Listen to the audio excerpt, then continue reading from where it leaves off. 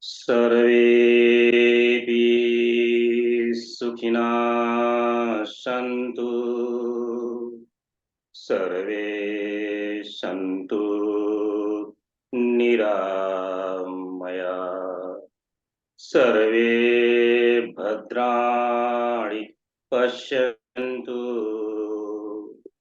मा कश्चित् दुःखमाप्नुयात्।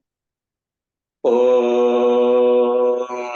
सहनाववतु सहनौ भुनक्तु सवीर्यं करवावहै तेजस्विनावधीतमस्तु मा विद्विषावहै। ओम शांति शांति शांति। गुरुर्ब्रह्मा गुरुर्विष्णु गुरुर्देव महेश्वर। गुरुर्साक्षात् परम ब्रह्म तस्मै श्री गुरवे नमः। अखण्डमण्डलाकारम् व्याप्तं येन चराचरम् तत्पदं दर्शितं येन तस्मै श्रीगुरवे नमः। मातृवर्तलालयित्री च प्रियेतु वर्तमार्गदर्शिका। नमोऽस्तु गुरुसत्ताय श्रद्धा प्रज्ञायुता च। श्रद्धा प्रज्ञायुता च। ॐ श्रीगुरवे नमः। ॐ मायातु वरदे देवी प्रक्षरे ब्रह्मवादिनी। गायत्री छन्दस मातु ब्रह्मयोने नमोस्तुते। ॐ स्तुता मया वरदा वेदमाता प्रचोदयन्ता पापानि दीनानाम् आयु प्राण प्रजां पशुं कीर्तिं द्रविडं ब्रह्मवचसं मह्यं दत्त्वा व्रजत ब्रह्मलोकम्।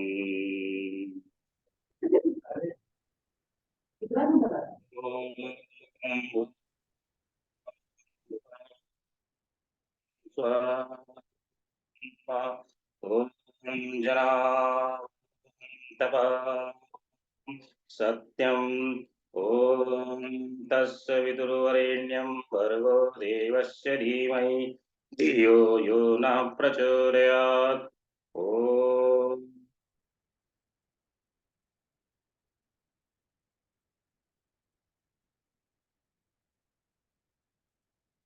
सभी साधकों को कोटि कोटि नमन वंदन। सभी ऋषियों की साक्षी में हिमालय सत्ता गुरु सत्ता को प्रणाम करते हुए उनके साक्षी में आज की चर्चा की शुरुआत करते हैं। चर्चा का विषय थोड़ा जटिल है। चर्चा का विषय जटिल इसलिए है क्योंकि आज हम लोग चर्चा करेंगे ब्रह्म और गायत्री की एकता क्या है। ब्रह्म क्या है और गायत्री क्या है।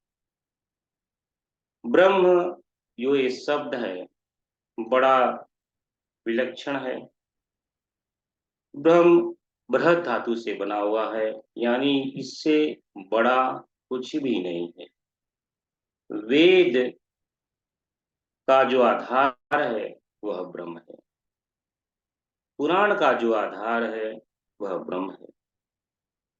जितने भी सनातन धर्म के शास्त्र हैं उनका आधार ब्रह्म है।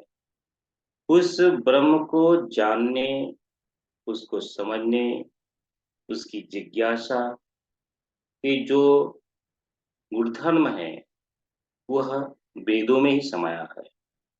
इसलिए तो भगवान दयानंद सरस्वती कहते हैं वेदों की तरफ चलो, यानी वेद ही सब कुछ है, वेद ही भगवान की वाणी है। अब इन वेदों में ब्रह्म के बारे में ही चर्चा की गई। अब ये चर्चा इतना विलक्षण है, इतना दुर्लभ है, इतना कठिन है, इसे तो अगर हम वेद पढ़ेंगे तो एक अंश मात्र भी हमें समझ में नहीं आएगा। वेद को पढ़ने और पढ़ाने का अधिकार तो सिर्फ और सिर्फ सदगुरु को हो जाता है। फिर भी इसकी एक भ्रांति ये है कि हम वेद पढ़ लेंगे तो हमें पूरा ज्ञान आ जाएगा। वेद पढ़ने से हम पंडित हो सकते हैं, ब्रह्म को एक ऊपर का छिलका समझ सकते हैं, वेद पढ़ने से हम अपने आप को वक्ता समझ सकते हैं, प्रवचनकर्ता बन सकते हैं। लेकिन वेद का पढ़ने से वेद का अनुभव नहीं आ सकता जब तक गुरु का सानिध्य न हो, सानिध्य के साथ में उसका आशीर्वाद न हो, आशीर्वाद के साथ में उसका मार्गदर्शन न हो। ये तीनों चीज अनिवार्य है। ऐसा हो सकता है कि हम गुरु के सानिध्य में हो, उनके साथ में उठते हों, बैठते हों, जागते हों, सोते हों, फिर भी उनके अंदर समर्पण नहीं होगा तो उनका आशीर्वाद नहीं मिलेगा। जब उनका आशीर्वाद नहीं मिलेगा तब जो मार्गदर्शन करेंगे तो समझ में ही नहीं आएगा। जो इसलिए ये सबसे बड़ा विलक्षण ये है कि आप देखोगे कितने से भी महान जो ऋषि पैदा हुए तो गुरु के शरण में ही जाकर के वेद ज्ञान, ब्रह्म ज्ञान को प्राप्त करते थे। भगवान नारद के बारे में हम सब जानते हैं। जितने भी धर्मशास्त्र है, जितने भी वेद हैं, जितने भी उपनिषद है, वो उन्हें कंठस्थ हैं, उनके चरचर में विराजमान। एक क्षण में, एक सेकंड में तीनों लोकों की यात्रा, सप्त 14 भुवनों की यात्रा, ब्रह्मांड की यात्रा, मल्टीपल ब्रह्मांड की यात्रा कर सकते हैं।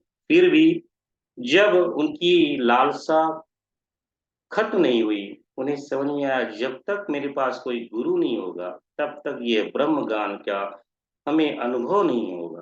तब उन्होंने जो है भगवान सनत कुमार के पास में जाते हैं, उनसे कहते हैं हे भगवान, मुझे तो वेद का ज्ञान है, सभी चराचर जगत का ज्ञान है, लेकिन फिर भी संतुष्टि नहीं है, क्योंकि मुझे वो अनुभव में नहीं आ रहा है। आप मुझे उसका अनुभव करवाइए। यह है वेद का ज्ञान, यह है ब्रह्म का। वेद का ज्ञान, ब्रह्म का ज्ञान पढ़ने से नहीं हो सकता, पढ़ने मात्र से जानकारी हो सकती। जानकारी से हम जो है अपने आप को संतुष्ट नहीं कर सकते। उसकी जब वो जैसे भगवान नारद के अंदर जिज्ञासा प्रबल हुई, वैसी प्रबल जिज्ञासा होगी, तभी भगवान सनत कुमार हमारे सामने आएंगे और उस वेद का अनुभव करवाएंगे। इतना विलक्षण और दुर्लभ है ये वेद। और वेदों में सिर्फ ब्रह्म के बारे में ज्ञान, ब्रह्म ज्ञान। तो प्रश्न उठता है कि यह ब्रह्म ज्ञान क्या है और ब्रह्म क्या है। ब्रह्म वही है जो निर्गुण है, निराकार है, निरंजन है।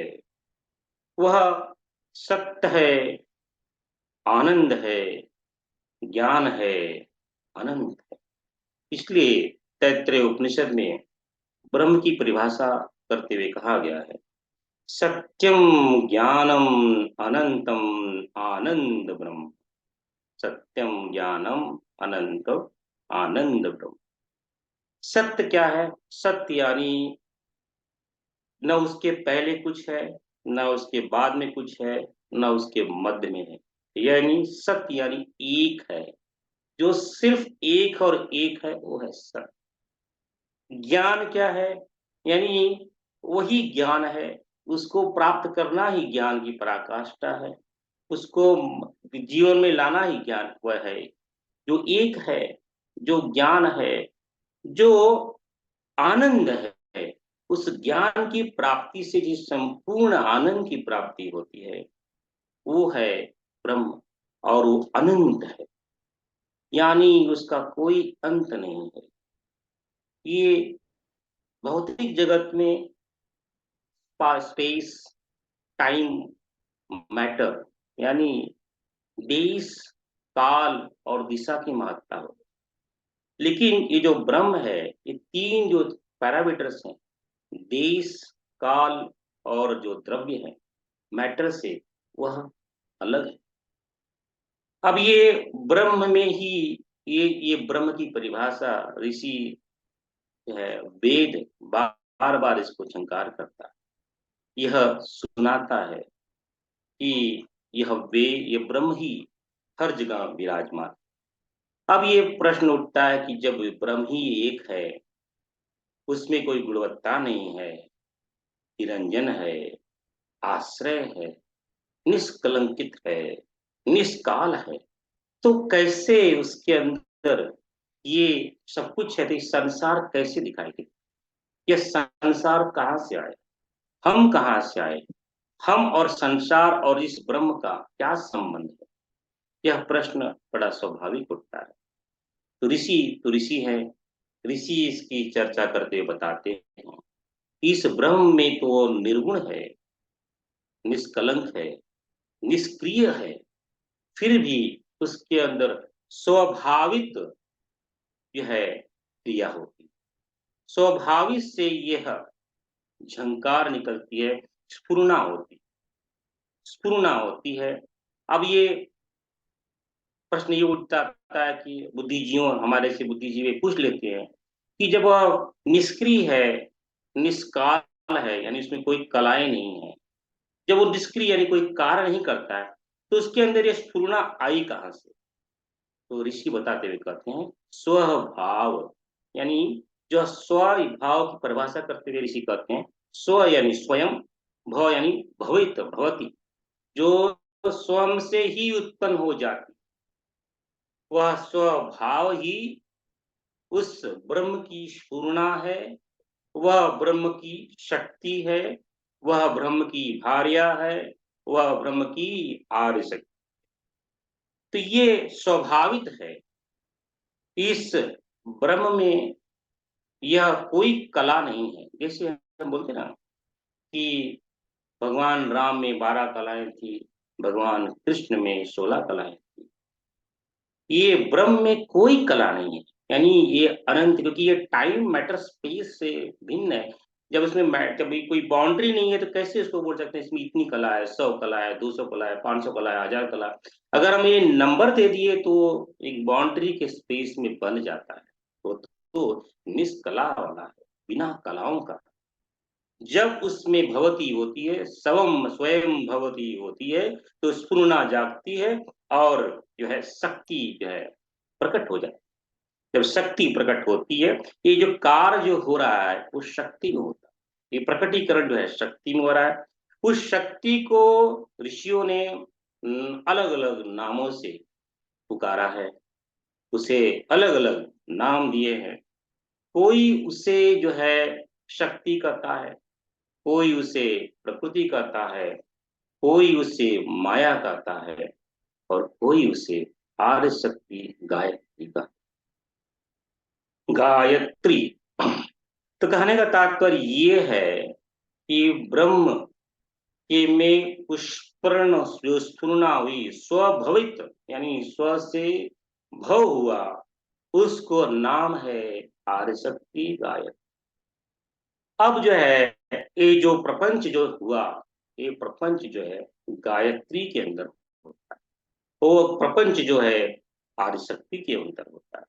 ये जो गायत्री जो नामाकरण है, ये जो ब्रह्म नामाकरण है, ये जो माया नामाकरण है, ये प्रकृति का नामाकरण है, ये तो हमारे से बाद में जो है ऋषियों ने हमको समझाने के लिए नाम दिया है। अब हमारा हमारी दुविधा ये है, जब तक किसी का नाम नहीं होगा, जब तक किसी का रूप नहीं होगा, हम उसको समझ नहीं सकते। इसलिए जो बृहद है, जो सबसे बड़ा है, जो उच्च है, जो आदि भी है, अंत भी है, मध्य भी है, उसके अलावा कुछ नहीं है। वह है ब्रह्म, जो सर्वव्यापी है, सर्वज्ञ है, सर्व जगह विराजमान है। वह है ब्रह्म। उसमें स्वभवित जो ऊर्जा है, जो स्फुरना है, वह है शक्ति। उसे हम जो है ऋषियों ने गायत्री या आदिशक्ति के नाम से, या माया के नाम से, या शक्ति के नाम से, या प्रकृति के नाम से संबोधन किया। अब जो है ये ये जो है पूरा जो प्रपंच होता है, वह इस शक्ति के अंदर होता है, इस करुणा के अंदर होता है। और उस करुणा में मल्टीपल जो है शक्तियां बनती हैं, और उस शक्ति की धाराओं से ये संसार जो है हमें दिखाई देता है। अब ये प्रश्न उठता है कि हम तो जो है साइंस के बच्चे हैं। साइंस के बच्चे में हमें तो दिखाया बताया गया है कि एक सूर्य है, सूर्य के चारों तरफ पृथ्वी घूमती है, उसके जो है ग्रह हैं, उसके उपग्रह हैं, और सब उसके चक्कर लगाते हैं। इसे हम सौर मंडल कहते हैं, और सौर मंडल है। ऐसे अनेक सारे सौर मंडल जो है इस हमारी मिल्की वे में, आकाश गंगा में है, जिसे हम गैलेक्सी कहते हैं। ऐसे अनंत गैलेक्सियां हैं। उस अनंत गैलेक्सियों में भी ऐसे अनंत अरबों खरबों सूर्य है, जिनका खुद का सौर मंडल है। ऐसे अनंत गैलेक्सियों के भंडार को हम जो है वेदों में निहारिका कहते हैं, या फिर क्लस्टर ऑफ गैलेक्सी कहते हैं। ये ऐसे अनंत क्लस्टर ऑफ गैलेक्सी से मिल करके एक यूनिवर्स बनता है। ऐसे मल्टीपल यूनिवर्स हैं, और इसके अनंत यूनिवर्स। अब ये तो हमारा आज के संदर्भ में आज का साइंस कहता है, आज के हमारे बुद्धिजीवी लोग कहते हैं। अब जो है अध्यात्म क्या कहता है, वेद क्या कहता है? वेद ये कहता है कि हम जहां बैठे हैं, यह एक सौर मंडल है। इस पे जो है इसका जो रचयिता जो है, इसको जो निर्माण करने वाला है, उसका नाम दिया है ब्रह्मा। उसको जो है जो इसका संचालन काम करता है, उसको नाम दिया है विष्णु। जो उसमें परिवर्तन लाता है, उसका नाम दिया है महेश। ब्रह्मा, विष्णु, महेश। ये जो ब्रह्मा विष्णु महेश है, इस हमारे सौर मंडल को चलाते हैं, यानी इस ब्रह्मांड को चलाते हैं। यानी जहां पे हम उपस्थित हैं, हमारे नीचे 7 लोक है, हमारे ऊपर 7 लोक हैं। जैसे कि भू भुव स्व मह जन तप सत्यम, ब्रह्मलोक, विष्णुलोक, शिवलोक, और शक्ति लोक, और पर ब्रह्मलोक। ये हमारे ब्रह्मांड की रचना है। और ऐसे अनंत ब्रह्मांड, ऐसे अनंत सौर मंडल हमारी आकाश गंगा में हैं। ऐसे आकाश गंगा में परम पूज्य गुरुदेव में लिखते हैं कि 80 करोड़ से भी ज्यादा ऐसी ये जो है सौर मंडल, ये ब्रह्मांड हमारे जो है आकाश गंगा में, कोई विज्ञान भी करता है। ऐसे अनंत आकाश गंगाएं हैं, ऐसे मल्टीपल जो है हमारी हमारे गैलेक्सी का नाम है मिल्की वे। और ऐसे तो इसके अंदर अलग अलग, तो ये जो इस मंडल है, हम जो है इस सौर मंडल का जो हमारा ब्रह्मांड है, उसके अंदर जो है 14 भुवन है। उसका रचयिता एक ब्रह्मा है, उसका जो है उसको पालन करने वाला एक विष्णु है, और एक उसका जो है परिवर्तन करने वाला एक महेश है या शंकर है। उसके ऊपर आदि शक्ति की छाया है, और आदि शक्ति के ऊपर जो है पर ब्रह्म परमेश्वर है। और ऐसे अल्टीमेट अलग अलग बूंदे मिला करके उस परम ब्रह्म का जो है स्वरूप बनता है। क्योंकि ये तो हमारे एक सौर मंडल की बात होगी। तो एक देवी भागवत महापुराण में एक दृश्य आता है।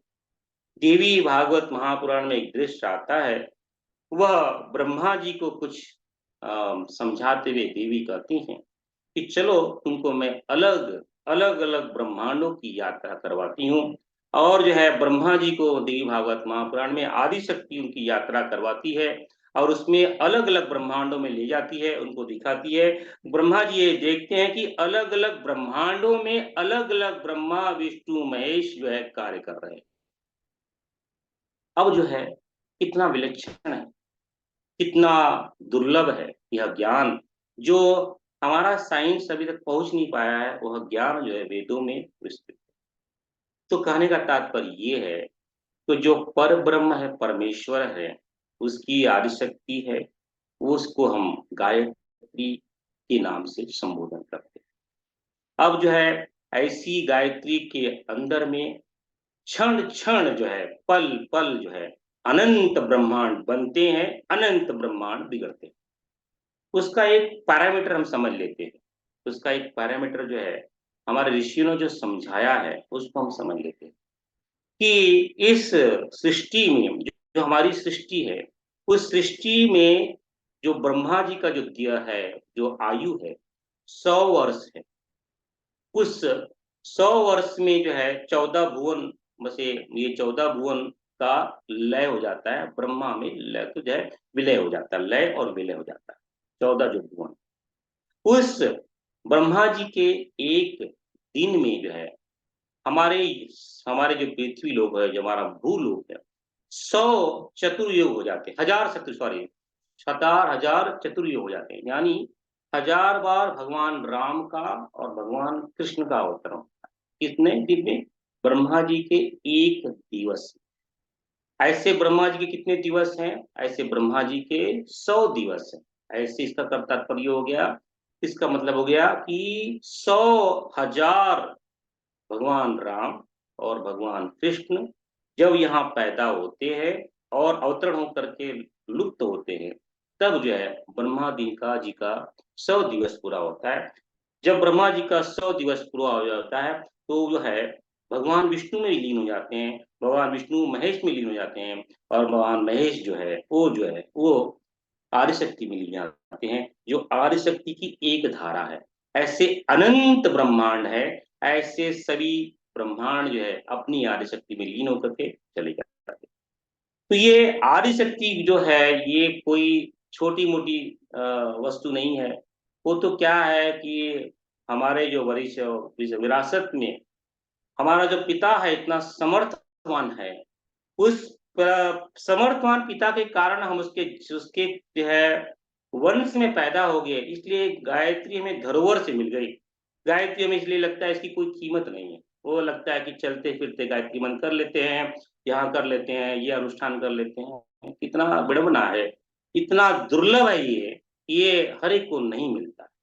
हम जो है गायत्री को जो है मंत्र से जोड़ लेते हैं, गायत्री से अपने शारीरिक मानसिक व्यवहारिक जगत के उत्थान के लिए जोड़ लेते हैं। कितना, अब सोचिए कितनी छोटी चीज है, जो जिसकी उपासना को जब ब्रह्मा जी को सृष्टि की निर्माण करने की आवश्यकता होती है, ऐसे अनंत अनंत अनंत ब्रह्मांड है, उसमें ऐसे अनंत अनंत ब्रह्मा जी हैं। जब उनको आवश्यकता पड़ती है तो ब्रह्मा जी उस आर्य शक्ति को याद करते हैं, उस आर्य शक्ति का ध्यान करके जो है उसका जो है ज्ञान प्राप्त करके इस सृष्टि की संरचना करते हैं। तो जिसके अंदर सृष्टि की संरचना की शक्ति है, वो है आदि शक्ति, वो है ब्रह्म। उस ब्रह्म तो निराकार निर्गुण है, अखंड है, अनंत है, अनादि है। उसको तो प्राप्त नहीं किया सकता, क्योंकि वह तो निष्कला है, वह निष्क्रिय है, वो बिना गुण वाला है, और हम तो गुण वाले हैं। बिना स्पर्श रूप रस गंध के हम किसी को समझ ही नहीं सकते हैं, किसी को देख नहीं सकते। जब तक हम किसी को देखेंगे नहीं, जब तक किसी को स्पर्श नहीं करेंगे, जब तक कुछ सुनेंगे नहीं, जब तक कुछ चखेंगे नहीं, जब तक किसी का गंध नहीं लेंगे, इन पांचों प्रकार की क्रियाओं से ही हमें कुछ समझ में आता है। अगर लेकिन ब्रह्म जो है इन सबसे परे है। तो परम गुरुदेव लिखते हैं, तो उस ब्रह्म को प्राप्त करने का एकमात्र जो है, जो लक्ष्य मार्गदर्शन ग्रुप जो है ऋषियों ने बताया है, वह है आर्य शक्ति गायत्री। जिसने आर्य शक्ति गायत्री के तत्व भाव को समझ लिया, वह उस ब्रह्म को जान लेता है। अब जो ब्रह्म को जान लेता है तो समझ में आता कि वह ब्रह्म ही मैं। लेकिन उसके लिए बहुत लंबी प्रक्रिया, इतना कहना बहुत आसान है। जब तक श्रोत्रिय गुरु के माध्यम से, जब तक गुरु की का शक्तिपात न होने से यह ज्ञान प्राप्त नहीं हो सकता, इसको जानकारी मिल सकती है। ये जो हम आज की चर्चा कर रहे हैं, ये सिर्फ जानकारी का एक छिलका मात्र है। छिलका का नहीं, छिलके का छिलका का अंश मात्र है, ये कुछ नहीं है। लेकिन जब हमारी पात्रता बढ़ती है, गुरु सदगुरु हमारे जीवन में आते हैं, तब उसका यह ज्ञान करवाते हैं, तब बड़ा जो विलक्षण जो है दृश्य दिखाई देता है। तो आज के संदर्भ में इतना ही समझ लेना चाहिए कि आज की सांसारिक और व्यवहारिक भाषा में हम यह कह सकते हैं कि ब्रह्म की भार्या ही आदिशक्ति है, ब्रह्म की भार्या ही गायत्री है, ब्रह्म की शक्ति ही गायत्री है। हम क्योंकि व्यवहारिक जगत में हम भार्या पत्नी के नाम से ही समझ सकते हैं, ऐसा कोई नहीं है। वैसे पति पत्नी का कोई नहीं है। जहां से स्फुरण होती है उसको शक्ति कहते हैं। अब शक्ति को ही भार्या कह दो आप, या पत्नी कह दो, या पुत्री कह दो, कुछ भी मन में आया कह दो, लेकिन गुणवत्ता उसकी बदलेगी नहीं। यह है आर शक्ति गायत्री। ब्रह्म निर्गुण है, आर शक्ति गुणों वाली है। ब्रह्म निराकार है, जो है आर्य शक्ति का निराकार का साकार रूप है। ब्रह्म जो है उसका कोई आदि और अंत नहीं है। जो है ये जो गुणवत्ता वाली जो आर्य शक्ति है, इसका जो है ये अनादि है, लेकिन ये भी लुप्त हो। यह जो है ब्रह्म में स्फुरना के माध्यम से प्रकट होती है, और उसी प्रकटीकरण को अपनी माया को प्रपंच को समेट करके उसी ब्रह्म में लुप्त हो जाती है। यानी यह जो है आर्य शक्ति है, यह शांत है, यह अनंत नहीं। यानी जब तक खेला इसके अंदर होता है, जब उसको समेटना होता है, समेट करके अंदर चली जाती है। और ये जो जितने उसके गोद में अनंत जो है ब्रह्मांड जो है चलते हैं, उसके गोद में अनंत ब्रह्मा और महेश और विष्णु का जो है तांडव चलता है, और उसके अनंत में ऐसे अनंत सौर मंडल बनते हैं, ऐसे अनंत ब्रह्मांड जो है 14 लोकों वाले 5 तत्वों वाले यह शरीर मानव शरीर बनता है। जो इसलिए आप देखे रहेंगे जो शंकर है, शंकर जो है माता पार्वती और गणेश और जो है कार्तिकेय के साथ में बैठा हुआ, लेकिन जो शिव है वो ध्यानस्थ है, उसके चारों तरफ कुछ नहीं है। सूर्य ध्यानस्थ जो है, शिव जो है ध्यानस्थ है, किसका ध्यान करता है? क्योंकि ये जो 7 लोक है, 7 लोक के बाद में ब्रह्म लोक है, विष्णु लोक है, जो शिव लोक है, शिव लोक के बाद में जो आदि शक्ति का लोक है, आदि शक्ति का ध्यान करता, ध्यानस्थ रहता। तो हम सबका सौभाग्य, परम पूज्य गुरुदेव का आशीर्वाद, ऋषियों की छाया, हमारे जन्म जन्मांतर की पुण्य के माध्यम से यह आदि शक्ति हमारे जीवन में आई है। इसका उपयोग हमें उसी ढंग से करना चाहिए, क्योंकि चराचर जगत की जो जननी है। अब ऐसे विचार कीजिए कि हमारे हमारा जो है 1000 square feet, 500 square feet, 2000 square feet का घर होता है, कितना अहंकार आता है। हमारे पास में जो है 5000 स्क्वायर फीट का घर है, 2000 स्क्वायर फीट का घर है, हमारे पास में इतना बड़ा घर है, इतनी बड़ी कार है। ऐसे इतने सारे घर जो है इस है पृथ्वी पे होंगे। ऐसे कितनी सारे पृथ्वी जो है सौर मंडल की चक्कर कराते होंगे। ऐसे कितने सारे सौर मंडल जो है अपनी आकाश गंगा के चक्कर लगाते हैं। ऐसे कितने सारे आकाश गंगाएं जो है निहारिका का चक्कर लगाते हैं। ऐसे कितनी सारी निहारिकाएं जो है एक अंश ब्रह्मांड का चक्कर लगाते हैं। ऐसे कितने सारे अनंत ब्रह्मांड जो है उस आदि शक्ति का चक्कर। आप सोचो कि कौन है आदिशक्ति, कौन है ब्रह्म। यह बातें ज्यादा चर्चा करने से, ज्यादा प्रवचन करने से, ज्यादा सुनने से समझ में नहीं आएगी। यह तो सिर्फ और सिर्फ अनुभव में आएगी। कभी आपने आकाश की तरफ देखा है? आकाश में आप देखोगे, जितना दूर तक दृष्टि जाती है उतना दूर तक आपको आकाश दिखाई देगा। अगर आप अपने एक जेट वायुमान लेकर के भी बैठ जाएंगे और उसकी यात्रा करते जाएंगे तो आकाश उतना ही ऊंचा दिखाई दे जाएगा। आकाश की कोई सीमा नहीं। उसी आकाश में आप जो है, आजकल के तो बहुत सारे ऐप निकले हैं, आजकल तो बहुत सारे हम जो है देख सकते हैं कि इस आकाश गंगा में इस तरफ जो है मिल्की वे है, हमारी जो आकाश गंगा है वो दिखाई देती है।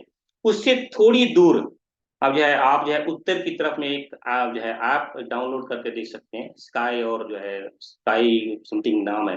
उस ऐप में देखेंगे कि उत्तर की तरफ जो है हमारा सबसे नजदीकी दूसरी आकाश गंगा है, एनाकांडो, उसको देख सकते हैं। उस आकाश गंगा जो है वो आकाश गंगा हमारे आकाश गंगा से जो है 200 गुना बड़ा है, और उसकी दूरी जो है 1 लाख मीटर प्रकाश वर्ष है। और उसके ऐसे ऐसे अनंत जो है गैलेक्सियां जो हैं, आपको आकाश गंगाएं जो है इस आकाश के अंदर दिखाई देती हैं। और उसके अंदर भी हमारे जैसे मनुष्य प्राणी रहते हैं, अलग अलग अनंत लोकों में रहते हैं। तो ये बड़ा विस्तार का विषय है, इसे अनुभव से जाना जा सकता है, इसलिए आकाश का ध्यान करना चाहिए। जब हम आकाश का ध्यान करते हैं तो सर्वज्ञ की अनुभूति होती है, क्योंकि आकाश से बड़ा नहीं है। और जो ब्रह्म का जो है आकाश को धारण किए हुए है, जो आदि शक्ति जो है आकाश को धारण किए हुए, और आकाश तो अनंत है, हमें दिखाई देता है। तो जो है आकाश की अवधारणा हम जब देखेंगे तो उसमें अलग अलग अनंत गैलेक्सियां, अलग अलग सौर मंडल दिखाई देते हैं। तो कभी आप ध्यान में बैठो, ध्यान में बैठ करके आप बैठ जाओ, अपने आप को उस आकाश गंगा में स्थित करो या पृथ्वी पे स्थित करो, और जो है अपने चारों तरफ मिल्की वे, आकाश गंगाएं, मल्टीपल यूनिवर्स, और जो है उस आवरण को समझने की चेष्टा करो। बड़ा आनंद आए। यही है एक छोटे से शब्दों में ब्रह्म और गायत्री। गायत्री और गायत्री मंत्र में जमीन आसमान का फर्क है, दोनों एक नहीं है। वो तो एक सिर्फ मात्र एक टूल है, सूत्र है। और ऋषियों ने अलग अलग माध्यम से उसको बताया है। उसकी चर्चा फिर कभी करेंगे। आज की चर्चा को यही रोकते हैं। ब्रह्म और गायत्री की एकता, उस अनंत कोटि ब्रह्मांड के नायक को कोटि कोटि नमन मंडन, नमन मंडन, नमन मंडन। उसका ज्ञान करवाने वाले, जो ब्रह्म का आनंद को ज्ञान करवाने वाला है, उस गुरु को नमन मंडन, नमन मंडन, नमन मंडन। इसी भावना के साथ में आज की चर्चा को यहीं रोकते हैं, विराम करते हैं। तस्मै श्री गुरुवे नमः। तस्मै श्री गुरुवे नमः। तस्मै श्री गुरु